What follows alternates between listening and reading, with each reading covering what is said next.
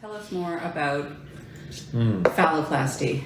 And I think we're going to have to divide this up, right, into the various types of phalloplasty because they are pretty different. They are pretty different, yeah. So, phalloplasty. Phalloplasty is kind of sort of the holy grail of reconstruction.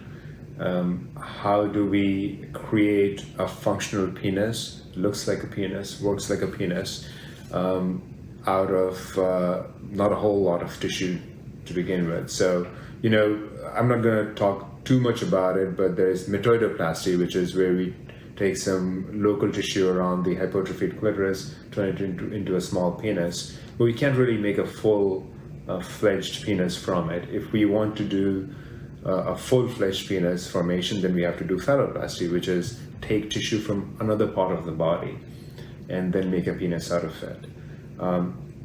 Depending on the donor site, that's how the phalloplasties are named. Okay, so radial forearm phalloplasty is where we take tissue from the forearm and make a penis out of it.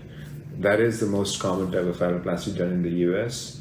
I'm not really sure about worldwide trends. Maybe it's globally too, but I'm not entirely sure. ALT, or some people call it ALT, is anterolateral thigh. So there's tissue taken from the thigh and moved around to make a penis. Abdominal or suprapubic phalloplasty, we just take tissue right in the lower belly and make a penis out of it.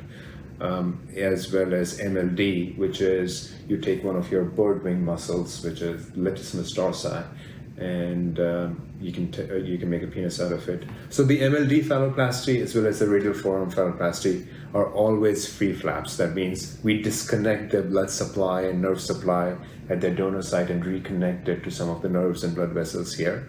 Abdominal phalloplasty is never a free flap, so it's still connected to some of its. It's still connected at least in one direction to its base foundational tissue. That makes it a slightly less technically challenging operation. And then ALT, which is the thigh, it's a pedicle flap in 90% of the time. That means we are able to harvest it based on its blood supply, but we can just move the blood vessels here rather than disconnecting and reconnecting them. However, in 10% of the cases, we have to disconnect and reconnect them. So those are the different kinds of phalloplasties. Now, what are the pros and cons? It's such a long list. It really depends on the individual patient. Some very basic, high-level takeaway points would be the radial forearm phalloplasty probably gives the best aesthetic as well as functional result.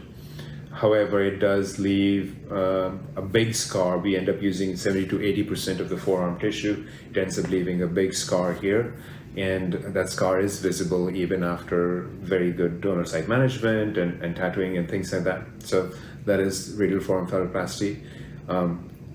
Abdominal phalloplasty is probably the easiest. It's hair and scar. It's right in the belly.